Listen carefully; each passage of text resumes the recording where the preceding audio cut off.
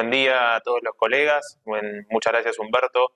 Aquí estamos entonces, como decía el doctor Bertaza, para plantearles un caso práctico de ajuste por inflación impositivo, en donde destacaremos algunos puntos de interés.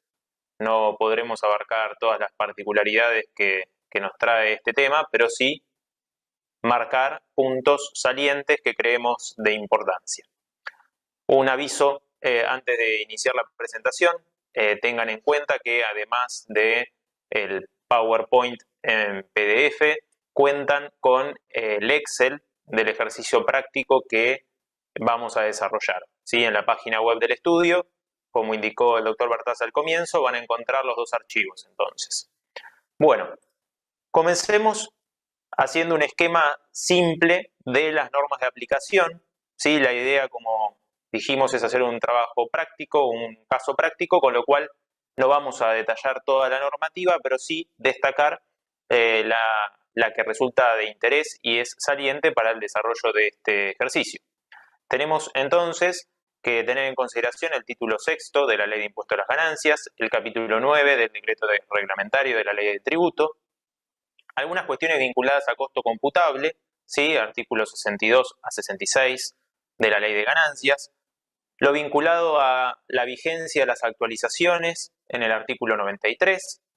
Después, algo que ha ayudado a aclarar algunos puntos debido a que la norma quedó redactada como desde sus inicios, tenemos que tener a mano siempre la instrucción de la DGI 236 del 78 y después algunos temas que ha planteado el organismo fiscal en los dictámenes 59 del 83 y 7 del 81.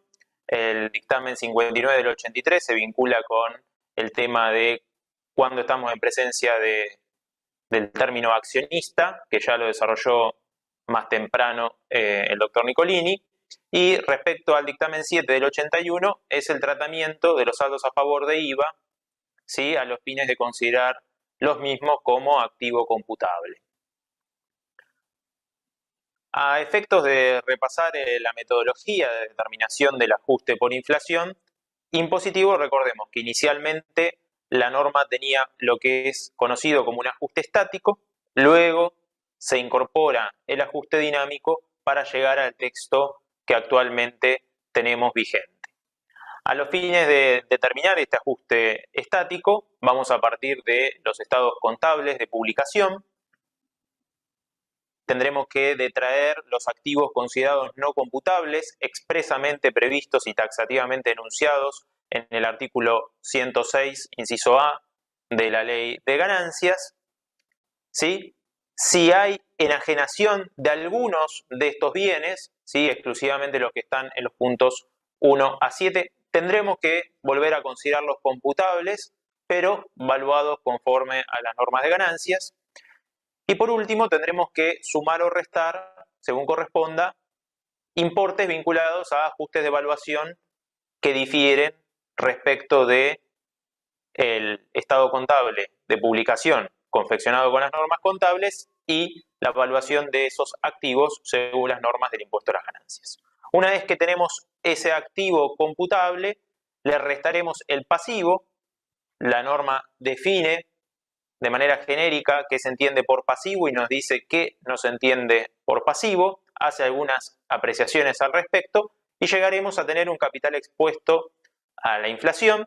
Ese capital expuesto a la inflación multiplicado por la variación del índice de IPC desde el cierre del ejercicio anterior al que estamos liquidando, que es al que corresponde estos estados contables respecto del ejercicio actual, vamos a llegar entonces al ajuste estático. Si el activo es mayor al pasivo, tendremos una pérdida por inflación, ajuste estático negativo, y si el activo es menor al pasivo, una ganancia por inflación, ajuste estático positivo. Entonces, recordemos, partimos de los estados contables del ejercicio anterior al periodo que estamos liquidando y hacemos esta mecánica a los fines de llegar al ajuste estático. Luego, tendremos entonces que ver qué me generan ajustes dinámicos positivos, qué me genera ajuste dinámico negativo, que también está previsto en la norma. Y una vez que identifico el concepto y el monto, tendré que ahora ajustarlo por la variación del IPC considerando el cierre del ejercicio que estoy liquidando versus el periodo en que tengo que identificar esa adquisición, pago de dividendos, ¿sí? Como veremos más adelante, para llegar al ajuste dinámico, que será positivo o negativo, la suma de ambos, ajuste estático más ajuste dinámico, la suma algebraica me dará el ajuste por inflación. Será positivo o negativo según la composición patrimonial, ¿sí?, que tiene el ente y las variaciones que se produjeron en el ejercicio en curso. Antes de adentrarnos en el ejercicio práctico, me gustaría poner en resalto algunos puntos. Uno de ellos es el vinculado a dividendos, para ver cuál es el tratamiento que le tenemos que dar según la situación en la cual nos encontremos. Tenemos la referencia normativa en el PowerPoint para que ustedes la tengan en consideración. Entonces tenemos una alternativa, que es decir, que tenemos dividendos aprobados, ¿sí?, antes del cierre del ejercicio, pero no se pusieron a disposición, ¿sí?, hasta con posterioridad a ese cierre del ejercicio. Entonces, estamos en este ejercicio en curso, se aprueban esos dividendos, pero no se ponen a disposición, no vamos a tener que generar en este ejercicio que estamos analizando un ajuste dinámico, ¿sí?, porque así lo prevé la norma. Recién se genera el ajuste dinámico cuando se ponen a disposición. Por lo tanto, tendremos que esperar a que se pongan a disposición para considerarlo también pasivo a los fines del ejercicio siguiente. Dividendos puestos a disposición con anterioridad al cierre del ejercicio, pero abonados con posterioridad, genera ajuste dinámico al momento de la puesta a disposición, y tengamos en cuenta que cuando se pague ese dividendo, no va a generar otro ajuste dinámico otra vez, sino que se transformó en el momento en que se puso a disposición en un pasivo común, por decirlo de alguna manera, y por ende el pago de los pasivos que reúnen esas características no generan ajuste dinámico. Tema de honorarios al directorio es otro caso que suele pasar, ya que no siempre se provisionan al cierre del ejercicio los honorarios al directorio vinculado a ese ejercicio o periodo fiscal. Los honorarios entonces, por ejemplo, del ejercicio 2020, que se deducen en la declaración jurada 2020, fueron aprobados y asignados individualmente el 30 de abril del 21, es decir, antes de que venza la declaración jurada del ejercicio 2020. Entonces, si se provisionó contablemente ese importe exacto, no vamos a tener que generar un nuevo pasivo, ¿sí?, a los fines del ajuste por inflación, porque ya está reconocido contablemente y por el monto que se dedujo. Caso contrario, si no se provisionó, tendremos que generar el pasivo, como vamos a ver en el ejercicio práctico. Los honorarios, otro caso, ejercicio 2020, se deducen parcialmente, ¿sí?, porque con relación a los límites de deducibilidad de honorarios solo pude deducir una parte. Antes del vencimiento de la declaración jurada fueron reconocidos, asignados individualmente, entonces voy a reconocer el pasivo hasta el monto deducido. Por ende, podré tener que ajustar la provisión que hicieron contablemente, si la hicieron por el 100% y no por el monto que se pudo deducir, y si no hay provisión tendré que reconocer, ¿sí?, el pasivo hasta el monto deducible. El importe no deducible, como veremos, genera un ajuste dinámico en el ejercicio que se abone y se asigne ese honorario. Y después, por último, me gustó traerles a colación un ejemplo vinculado también a honorarios, pero que es un importe 100% deducible, pero en el ejercicio al que corresponden en el 2020 no lo pude deducir porque se asignó con posterioridad al vencimiento de la declaración jurada.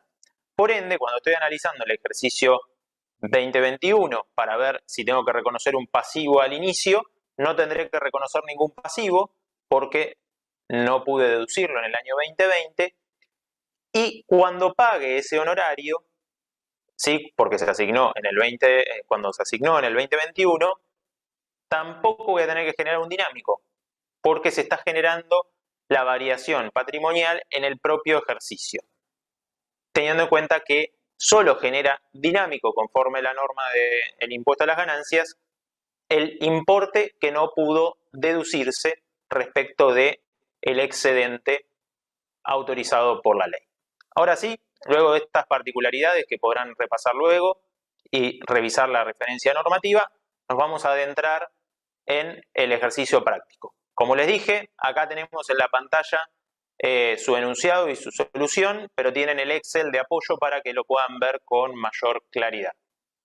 El ejemplo que les traigo es un ejercicio integral de una sociedad que tiene como actividad la construcción, ¿sí? Cierra su ejercicio el 31 de mayo del 2022, por lo tanto, voy a partir de los estados contables del 31 de mayo del 2021. En pantalla tenemos entonces el activo conforme los estados contables de publicación al 31 de mayo del 2021. Acá entonces vamos a ir entrando de a poco en el análisis de cada uno de los rubros que nos encontramos. En caja y bancos tenemos efectivo en pesos, banco en pesos, no merecen ningún tipo de ajuste cuando ustedes revisen el artículo 106, inciso A, para ver si son activos computables o no computables, mejor dicho, los no computables no están enunciados. Y después, como tercer punto dentro del rubro caja y bancos, nos encontramos con bancos en moneda extranjera, ¿sí? En el exterior. Si yo tengo bancos en el banco local, moneda extranjera, es computable.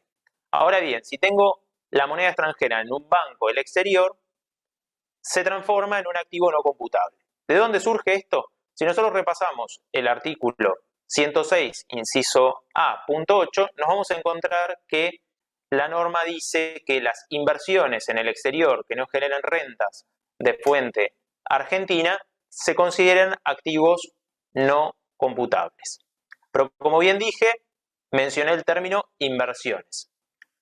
¿Quién nos hace esta aclaración? La instrucción 236. La instrucción 236, en el punto 5, prevé que será considerado también activo no computable aquel activo que genere quebranto o que tenga un resultado nulo, como por ejemplo los saldos en cuenta corriente a la vista. Con lo cual, vamos a ver en la solución que el saldo de banco en moneda extranjera en el exterior lo consideraremos un activo no computable por esto que estamos mencionando. Inversiones. Fondos comunes de inversión en pesos. Expresamente, el inciso A.7 del artículo 106 prevé que las acciones y fondos comunes de inversión, entre otros, son activos no computables. Con lo cual, tendremos que excluir del activo sujeto, ¿sí?, a los vaivenes de la inflación el importe de los fondos comunes de inversión en pesos.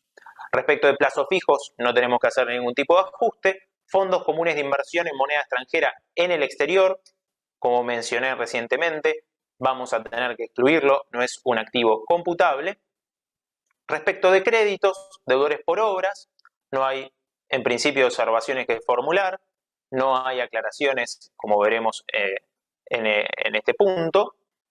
Bienes de cambio, los bienes de cambio, ¿sí?, son activo computable, tendremos que tener en consideración si merecen algún tipo de ajuste, ¿sí?, de evaluación, porque las normas contables pueden evaluarlo de una manera e impositivamente lo tenemos que evaluar de otra, entonces analizaremos luego alguna observación sobre este punto.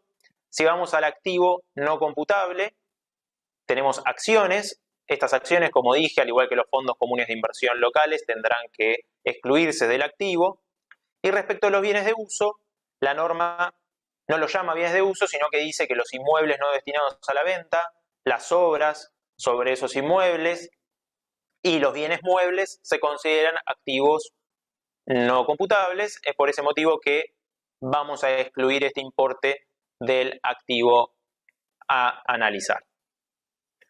Por otra parte, ya adentrándonos en lo que es el pasivo, es importante destacar que la ley, en su artículo 106, inciso B, nos dice expresamente que a los fines de este punto se entiende como pasivo las deudas y dentro de las deudas solo las provisiones y previsiones autorizadas por la ley a los fines de su deducibilidad.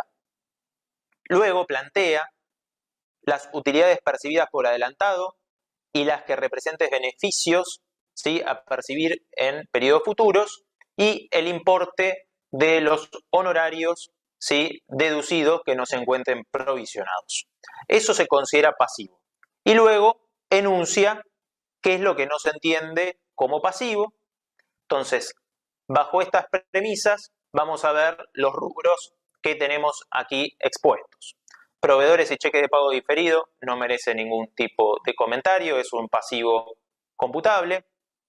Remuneraciones y cargas sociales también.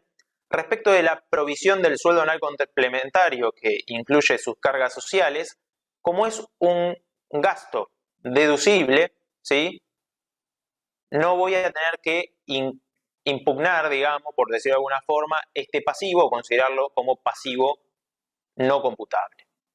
Cargas fiscales, impuesto de los ingresos brutos e IVA a pagar, no hay que hacer ningún ajuste. Respecto de la provisión del impuesto a las ganancias. Como el impuesto a las ganancias no es deducible, dijimos recién que las provisiones y previsiones que no estén autorizadas por la ley deben ser consideradas como pasivo no computable. Entonces, los 3 millones de pesos que tenemos en pantalla los tendremos que considerar como no computable. Ahora bien, acá tenemos la particularidad que el impuesto a las ganancias determinado había sido de 10 millones de pesos y le restamos retenciones y anticipos que suman 7 millones de pesos. Es decir, hay una deuda. ¿Qué pasa si en lugar de estar expuesto de esta manera hubiésemos tenido los 7 millones en el activo, ¿sí?, porque se expuso de esa forma en los estados contables, y los 10 millones en el pasivo? Bueno, esos 7 millones vinculados a créditos tributarios imputables a este impuesto a las ganancias serían activo no computable. Esto surge de la instrucción 236 que mencionábamos anteriormente. Con una salvedad: si se nos generara un saldo a favor, ¿sí?, nos vamos un minuto del ejemplo, en lugar de ser el impuesto a las ganancias 10 millones de pesos, hubiese sido 6 millones de pesos, entonces impuesto a las ganancias 6 millones, pagos a cuenta 7 millones, tendríamos un saldo a favor de ganancias de 1 millón de pesos. Ese millón de pesos sí será considerado activo computable. Así, entonces, lo prevé la instrucción 236, como dije, imprímansela, téngala siempre a mano para resolver los casos de ajuste por inflación. Anticipo de clientes, acá vale hacer una aclaración. Los anticipos de clientes, desde el punto de vista de las normas contables, se encuentran ajustados por inflación desde la fecha de percepción del anticipo hasta el cierre del ejercicio, y las normas impositivas prevén un mecanismo de evaluación igual, con lo cual no hay que hacer ningún tipo de ajuste respecto de la evaluación de los anticipos de clientes. Para continuar, tenemos el impuesto a las ganancias diferido, que está vinculado con el impuesto a las ganancias, con lo cual es un pasivo no computable, y la previsión para juicios. Como la previsión para juicio no está expresamente contemplada como deducible en el impuesto a las ganancias, y toda esta previsión está, es una estimación, por eso es una previsión, y no hay ningún juicio con sentencia firme que contenga este importe del 1.400.000, también tendremos que considerar el mismo como pasivo no computable.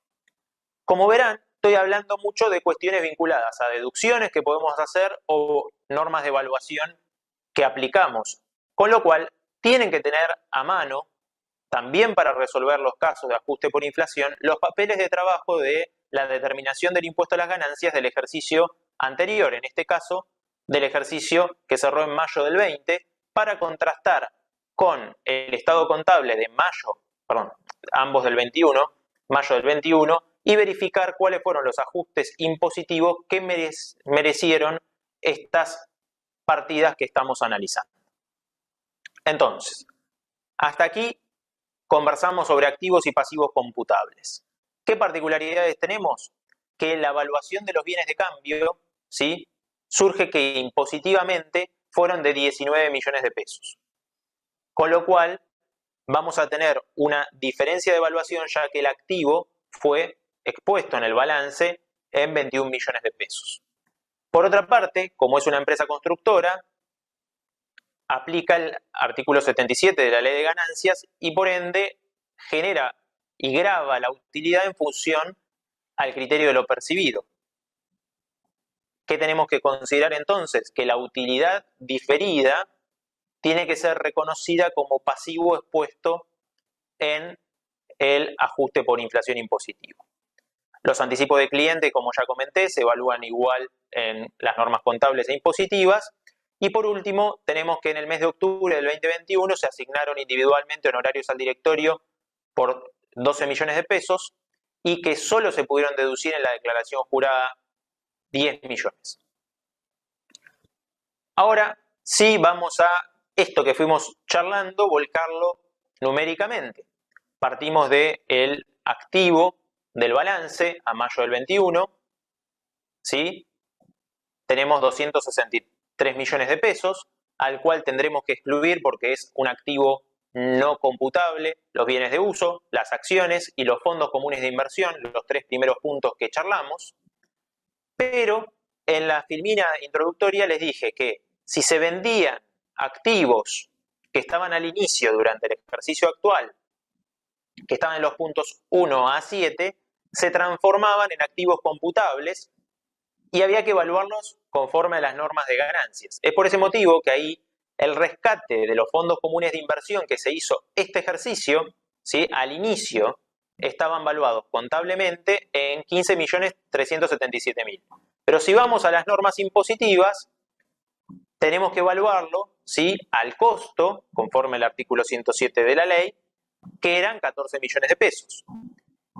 Si vamos a ver, cuando analizamos esta norma, nos dice que el ajuste por inflación en el título sexto, que cuando se venden, tenemos que reconocer al valor que tenían al inicio del ejercicio. Para lo cual tendremos que ir a la norma de costo computable, artículo 65 y artículo 62, y nos dice que voy a tener que considerar el valor de costo, en este caso, actualizado por el IPC desde la fecha de compra hasta el inicio del ejercicio que estoy liquidando. Por ese motivo, desde la fecha de adquisición hasta mayo del 21, ajusto por IPC y lo que era costo de 14 millones se transforma en un costo ajustado al inicio de 14.790.000. Es por ese motivo, entonces, que excluimos el importe conforme a las normas contables, como se enajenaron en su totalidad, los consideramos nuevamente como activo, pero al valor impositivo. Excluimos los fondos comunes de inversión del exterior, el saldo de la cuenta bancaria en el exterior, los anticipos, retenciones y pago a cuenta de impuestos, ya hicimos las aclaraciones, no merecen ajuste. Y como ajuste de evaluación tenemos los 2 millones, que era la diferencia entre 19 millones y 21 millones que teníamos entre lo impositivo y lo contable, para llegar a un activo computable de 130 millones de pesos. Esos 130 millones de pesos es el activo computable. Analizamos el pasivo. Partimos del balance, los 82 millones, ajustamos la provisión de impuesto a las ganancias, el impuesto a las ganancias diferido, la previsión para juicios, no hubo dividendos, por ende no tenemos que hacer ningún tipo de ajuste. Tenemos que reconocer la deuda, ¿sí?, por la utilidad diferida, por aplicación del artículo 77 de la Ley de Ganancias. No hubo ajuste pertinente a señas o anticipo que congelan precio por obras. Y respecto de los honorarios al directorio, como dije, vamos a considerar solamente el importe deducible, que son los 10 millones de pesos.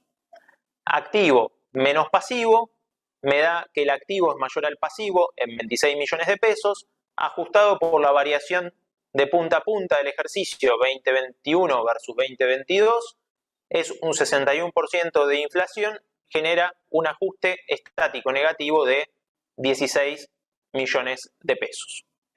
Y a esto tenemos que aplicarle el ajuste dinámico. El ajuste dinámico, recuerden que era el activo o el pasivo que se incorporaba según lo diga la norma, perdón, el ajustes que merecen este tratamiento, y teníamos altas de fondos comunes de inversión. La ley prevé expresamente que la adquisición de activos no computables genera ajuste dinámico. Por ende, acá tenemos que compró durante el ejercicio 2022, ¿sí?, fondos comunes de inversión al valor de incorporación al patrimonio, 2 millones de pesos y 4 millones de pesos, y hay que ajustarlo por el índice que va de mayo del 22 hasta mayo del 22 en la primera compra, con lo cual -1, porque solo tengo que considerar la inflación que hubo en ese periodo, no tengo ajuste dinámico por la compra de mayo, pero en la compra de abril tengo un ajuste dinámico del 0,5%, que fue la variación del índice de precio consumidor de mayo del 22 a abril del 22, con lo cual tenemos 200.000 pesos de ganancia, porque es un ajuste dinámico positivo, que reconocer. Entonces aquí tenemos los 200.000 pesos de ganancia. Y después tenemos, por último, aquí abajo en el punto 5, ¿sí?, los 2 millones de pesos de honorarios no deducibles me generan un dinámico. La variación entre mayo del 22 y octubre del 21, que fue cuando se asignaron, fue del 0,38%, con lo cual tenemos una ganancia de 760.000 pesos. Es decir, que al ajuste estático de 16 millones le tengo que restar, algebraicamente sumar, los 960.000 pesos para llegar que el ajuste por inflación del ejercicio 2022 será de 15.217.000 pesos. Con lo cual, hasta aquí intentamos plasmar en un ejemplo práctico algunos puntos que nos parecen de interés. Reitero, es importante que repasen este ejemplo con la normativa, la instrucción y el Excel que les suministramos para que puedan volver a analizar este punto y, por supuesto, quedamos abiertos a las preguntas. Sin antes recordar, como mencionó el doctor Bertaza, que en otras oportunidades tanto Marcelo Corti como Marcelo Serra analizaron este tema y profundizaron sobre algunos aspectos que mencionamos, y lo encontrarán en la web del estudio, y si no, haciendo clic directamente en el PDF van a llegar a el video y al material de cada una de las exposiciones de Marcelo Corti y Marcelo Serra. Bueno, hasta aquí entonces mi exposición. Muchas gracias.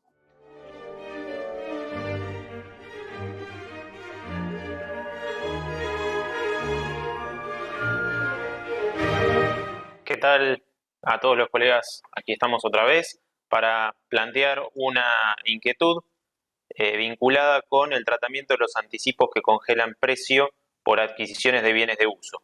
¿Qué encuadre le tenemos que dar en todo este esquema del ajuste por inflación impositivo? Recordemos que en el ajuste dinámico está expresamente previsto que si realizamos un anticipo o seña que congela precio sobre la adquisición de un bien de uso, me genera un ajuste dinámico. Entonces, por ejemplo, si tenemos un cierre de diciembre y hacemos un anticipo que congela precio en noviembre de un bien de uso, vamos a tener un dinámico por un mes de inflación. Al año siguiente, cuando estamos haciendo el ejercicio fiscal 2022, ese anticipo vinculado con la adquisición de un bien de uso, al inicio, ¿sí?, que tomamos el balance 2021, será un activo no computable, porque así lo tiene previsto el artículo pertinente que tratamos en el día de hoy. Entonces ahí tenemos el segundo tema a analizar. Cuando realizo el anticipo, me genera un dinámico, al año siguiente en el estático me genera un activo no computable. Y la particularidad y la precaución que tenemos que tener desde el punto de vista de la información que obtenemos de los papeles de trabajo vinculados a las compras de bienes de uso, es que cuando se compre el nuevo bien de uso ya definitivo, ¿sí?, cuando adquiramos el bien y nos lo entreguen, ahí vamos a tener, cuando lo paguemos, un nuevo ajuste dinámico, pero no por el precio total de adquisición, sino por el precio menos el anticipo otorgado el año anterior. Con lo cual hay que evitar ahí duplicar el ajuste si tomamos precio total y no precio menos anticipo. Así que bueno, este era el caso que les quería dejar en esta oportunidad, y muchas gracias como siempre a todos los asistentes.